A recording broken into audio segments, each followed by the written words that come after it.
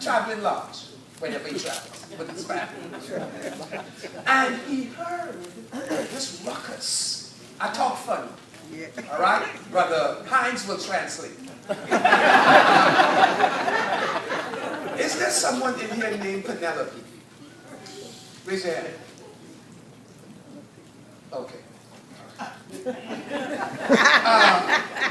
Penelope from is it North Side in Oklahoma City? Okay. All right. All right. Where was I, Brother French? Where was I? Right. So he heard this ruckus outside. And so he gets up to go see what's happening. And when he gets outside, there's a young man on the floor, you know, having a fit. And next to the man was the young boy was a rubber hole. See, the young boy, unfortunately, didn't know that there was a hole on the side of the RV for gas, and there was a hole for the toilet.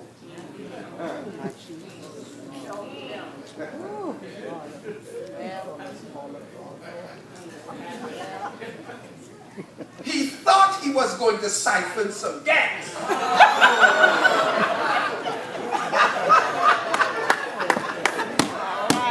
But Lord help me. He siphoned something else.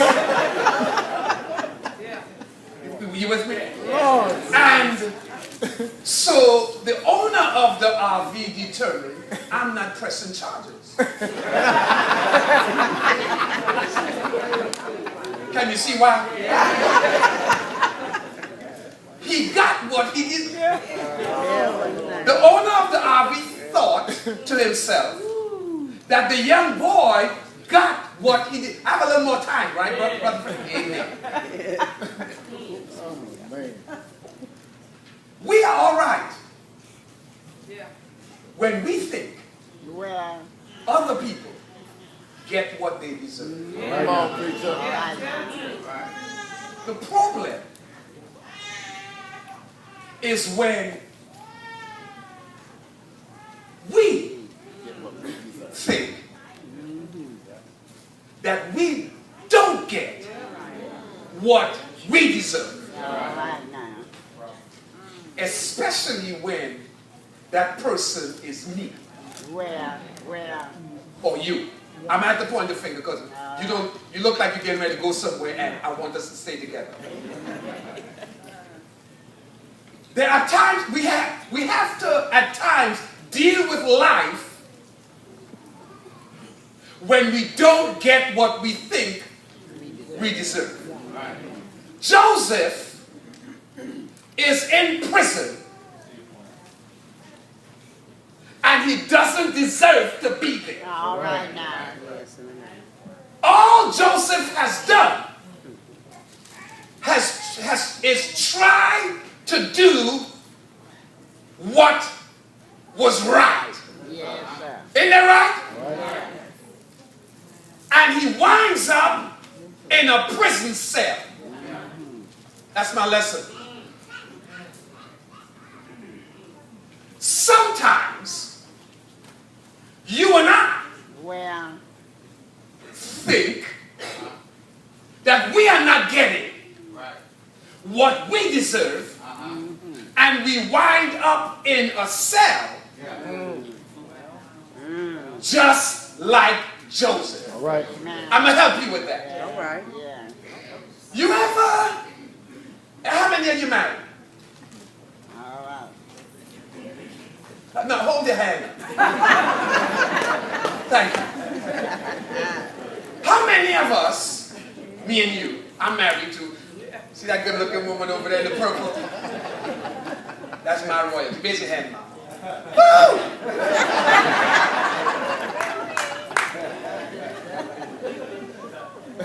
How many of us, you try and you try and you try and you try, and you and your spouse just don't get along. Don't raise your hand.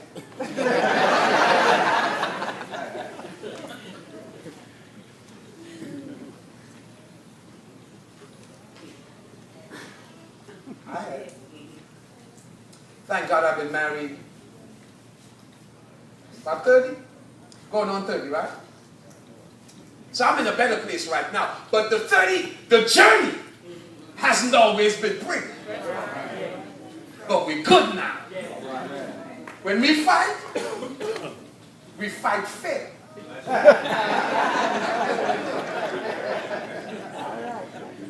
And then we make up. All right. And making up really ain't all that hard to do. Amen.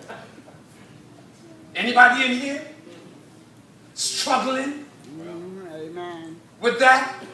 All right, all right. You do everything possible you could to stay healthy. But you find yourself contracting an illness that won't go away. All right. You're doing time. Because you're in a place where you think you don't deserve to be. That's all right. Let me talk to some awful, because they're quiet over here. Maybe you have a 5-digit job. I almost want to see how many of you got that, but you won't raise your hand. All right. Amen. Amen. And still, financially, you're in distress. Come on now. Winding up in bankruptcy court. You're doing time. Because you don't think that you deserve that. Well. Young people, going to school can be, it's a jungle in school. Sometimes you wind up getting bullied just because you're smart. Huh? That ever happened to you?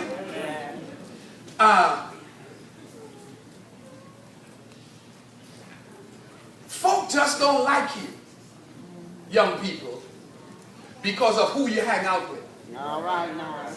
And don't let me start talking about the boyfriend and girlfriend issue. If this girl like you, some of the fellas, they ain't going for that.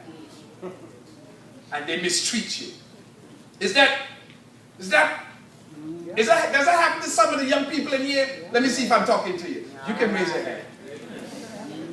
Okay. Ain't no one this young folk up here.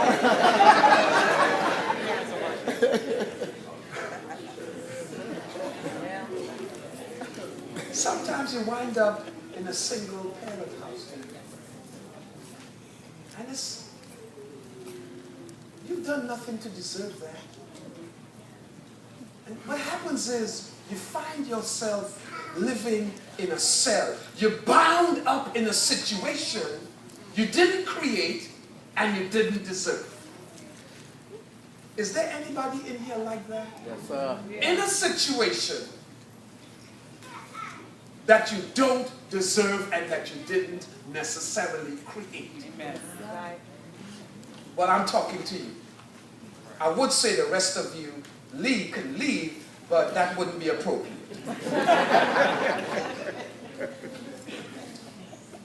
Let's read in Genesis chapter 40. Are you there? Did I tell you that we need to be in Genesis 40? Yes, we need to be in Genesis 40. Let's read the chapter.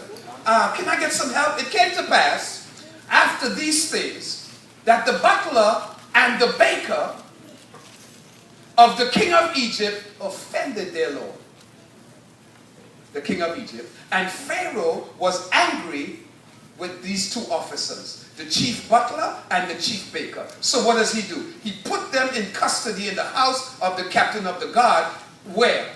In the prison. In prison. Now, you got to be able to relate to being in a cell to have an experience with the lesson. Can you relate to being in a cell? Yes, sir. Let me see your hands. Yes, sir. That's it? Well, that's good. My hands are up. I ought to keep my hands up. Because you ever notice? This stuff can be seasonal. And sometimes it just don't go away. Every day, you set a goal for yourself. And stuff happens to you that you don't deserve. Isn't that right? Verse 5.